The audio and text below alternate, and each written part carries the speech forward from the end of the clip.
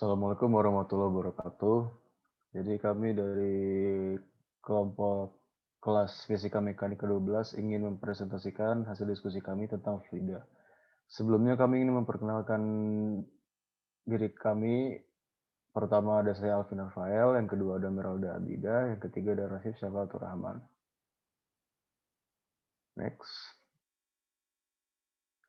Untuk subbab-subbab yang akan dipresentasikan itu yang pertama ada fluida, kedua ada densitas dan tekanan, ketiga fluida diam, keempat mengukur tekanan, kelima prinsip Pascal, keenam prinsip Archimedes, ketujuh fluida ideal dalam gerakan, kedelapan persamaan kontinuitas, dan yang terakhir ada persamaan Bernoulli.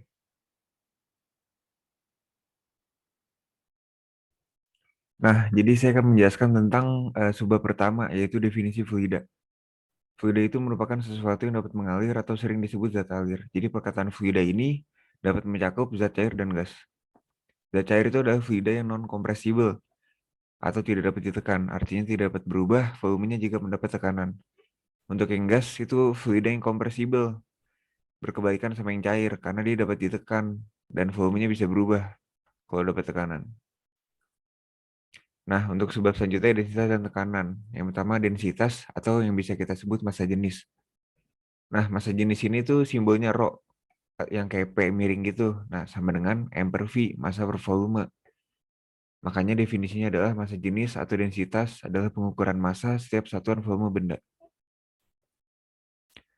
Yang selanjutnya tekanan P besar sama dengan F per A, yaitu gaya bagi luas permukaan. Nah, tekanan adalah satuan fisika untuk menyatakan gaya per satuan luas. Nah, tekanan yang harus kita tahu adalah 1 atmosfer sama dengan 1,01 kali 1,5 Pascal. Dan oh ya, sorry, yang densitas ini ada yang harus kalian tahu juga, yaitu rho air. Rho air itu 1 atau 1000 kg per meter kubik. Nah, ini fluida statis, sebab selanjutnya. Dari fluida yang statis, itu apa saja yang dapat kita simpulkan? Kayak kita ada contoh nih, ada box di dalam suatu kayak ember berisi air. Nah, box itu tuh mendapatkan 3 gaya, F1 plus Mg ke bawah dan F2 ke atas. Jadi F2 kurang F1 plus Mg sama dengan F2 sama dengan F1 tambah Mg. Ada 3 gaya yang bekerja. Selanjutnya P2 kali A sama dengan P1 kali A tambah rho Ag kali H. Hanya itu kita dapetin dari Y1 min Y2. Karena tinggi teratas box kurang tinggi itu bawah box itu kan kita dapat tingginya. Habis itu dari ini bisa kita simpulkan A-nya kita hilangin semua di setiap ruas, jadi P2 sama dengan P1 tambah rho GH. Nah, persamaan itu dapat kita pakai untuk mencari tekanan baik di dalam cairan maupun dalam atmosfer. Dan juga rumus dasar dari fluida statis ini adalah P sama dengan P0 tambah rho GH. Untuk tekanan pada kedalaman H. Nah, selanjutnya sebab selanjutnya itu mengukur tekanan pada alat barometer merkuri. Rumus dasarnya sama kayak yang tadi. Nah, dari gambar ini bisa kita simpulkan bahwa untuk tekanan tertentu tinggi kolom merkuri itu bergantung pada nilai G, pada lokasi barometer dan pada densitas merkuri. Nah, selanjutnya itu mengukur tekanan pada manometer tabung terbuka. Rumus dasarnya sama, tapi fungsinya beda. Manometer tabung terbuka ini dapat mengukur tekanan gauge, yaitu perbedaan antara tekanan absolut dan tekanan atmosferik sebuah gas. Untuk contoh soalnya, saya bacain sebuah bola besi bermasa 220 kg dan volume 0,2 meter kubik masuk ke dalam kolam. Nah, pertanyaan adalah apakah bola tersebut akan tenggelam atau mengapung di permukaan air? Nah, yang pertama yang harus kita cari tahu itu adalah rho bola sama dengan M per V. 220 bagi 0,2 yaitu 1100 kg per meter kubik. Karena kita tahu rho air itu 1000 kg per meter kubik, kita hitung rho bolanya besar kan dari rho air, makanya bolanya tenggelam. Selanjutnya silakan Alvin.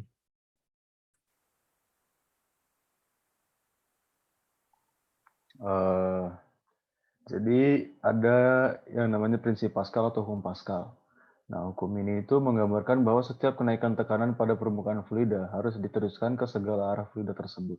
Hukum Pascal hanya dapat diterapkan pada fluida, umumnya fluida cair. Untuk rumusnya ada P sama dengan F per A. Untuk persamaannya agar lebih mudah bisa dibikin P1 sama dengan P2, yaitu sama dengan F1 per A1 sama dengan F2 per A2. Next.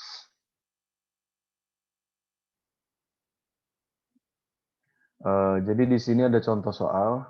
Sebuah mobil yang beratnya 9.000 Newton diangkat dengan mesin hidrolik. Jika luas penampang piston kecil 5 cm kuadrat dan piston besar 0,02 meter kuadrat, berapakah besar gaya yang harus diberikan pada piston kecil mesin tersebut? Untuk ilustrasi piston dan mesinnya itu ada di gambar tersebut. Lalu dari soal kita diketahui F1 sama dengan 9.000 Newton, untuk A1-nya sama dengan 0,02 meter kuadrat, untuk A2-nya 5 cm kuadrat atau 5 kali 10 pangkat min 4 meter kuadrat.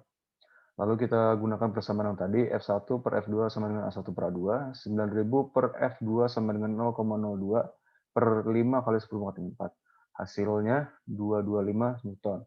Jadi gaya yang harus diberikan pada piston kecil itu adalah 225 Newton. Next.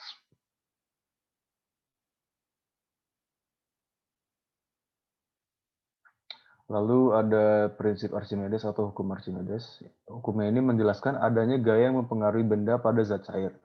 Zat cair memiliki suatu kemampuan memberikan sebuah tekanan kepada benda-benda di sekitarnya. Selain itu, zat cair juga memiliki gaya yang diberikan ke benda-benda di sekitarnya. Rumusnya kita punya F Archimedes sama dengan Rho GV. Keterangannya Rho itu massa jenis zat cair, G-nya gravitasi, V-nya volume zat cair yang didesak oleh benda. Next.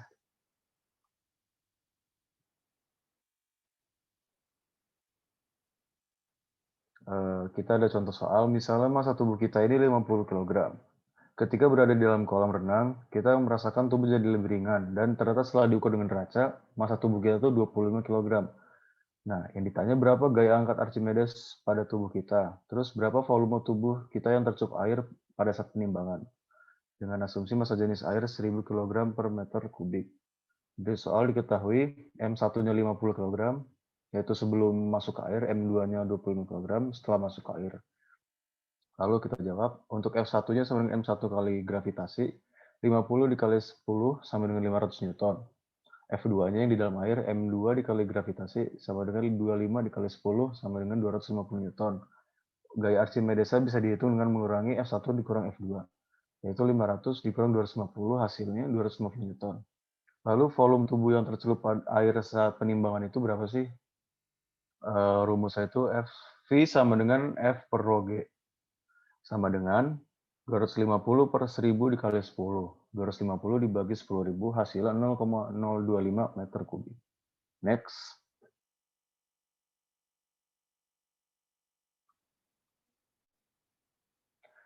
Lalu ini ada fluida ideal dalam gerakan. Ini lebih ke sifat sih. Pertama itu ada aliran tunak dan tak tunak. Aliran tunak atau aliran permanen adalah kondisi di mana komponen aliran tidak berubah. Contohnya adalah aliran di saluran atau sungai pada kondisi tidak ada perubahan aliran, tidak ada hujan atau banjir.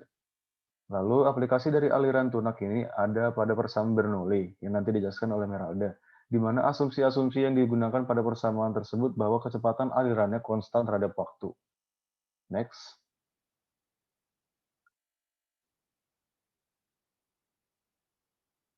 Lalu yang kedua ada aliran yang tak termampatkan dan termampatkan.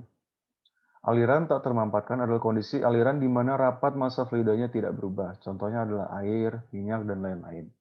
Aliran termampatkan adalah kondisi aliran di mana rapat massa fluidanya berubah. Contohnya adalah gas. Pada fluida jenis ini berlaku hukum termodinamika. Next.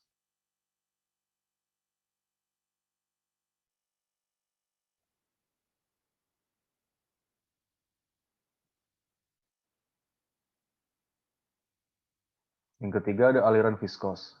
Fluida memiliki sifat viskos di mana fluida selalu melekat pada batas padat fluida. Meskipun fluida ini bergerak, fluida akan selalu melekat pada batas padat yang melingkupinya. Fluida bergerak dapat menimbulkan tegangan geser. Tegangan geser ini merupakan interaksi antara fluida dengan batas padat yang diberikan gaya pada suatu luasan efektif. Dituliskan persamaan itu bisa dituliskan seperti P sama dengan theta kali A. Next.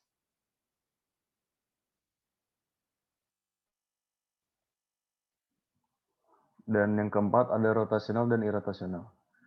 Rotasional dulu ya. Aliran rotasional terjadi apabila setiap partikel fluida mempunyai kecepatan sudut terhadap pusat masanya.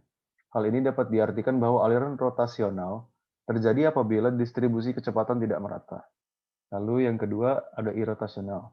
Aliran tak rotasional terjadi apabila distribusi kecepatan di tiap dinding batas merata sehingga partikel fluida tersebut tidak berotasi terhadap pusat masanya. Selanjutnya akan dijelaskan oleh teman saya Alda. Next.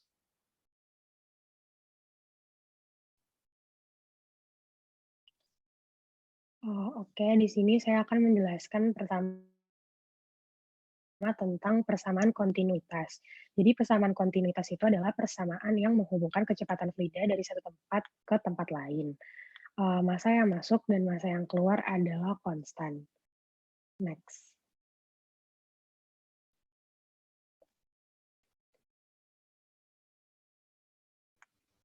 Oke, di sini dari kita lihat dari gambarnya, intinya tuh kontinuitas itu massa yang masuk itu sama kayak massa yang keluar walaupun dari luas penampang yang ukurannya berbeda.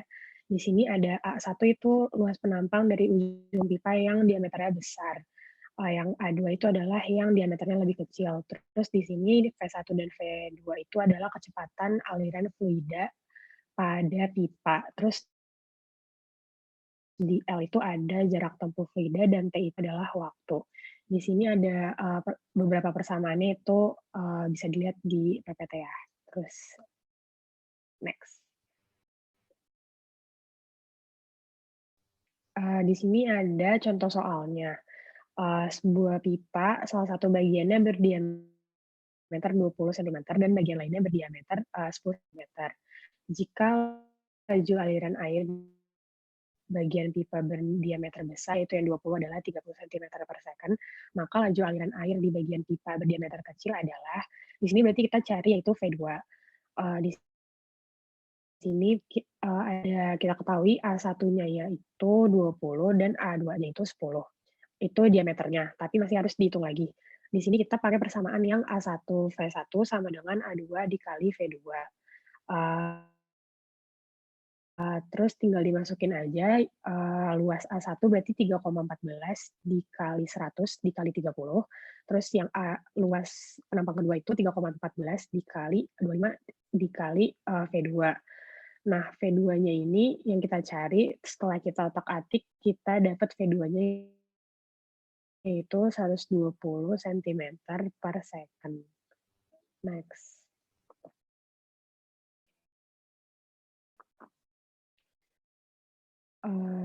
Yang selanjutnya itu ada persamaan Bernoulli atau yang biasa kita sebut itu hukum Bernoulli.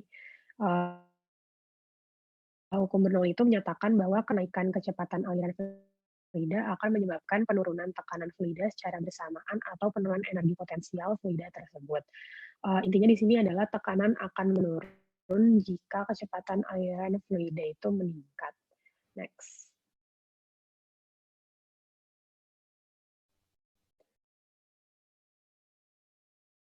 Di sini ada gambar dari hukum Bernoulli. Di sini kita pakai persamaan kekekalan energi mekanik dan tekanan, di mana tekanan ditambah energi kinetik dan juga energi potensial itu konstan.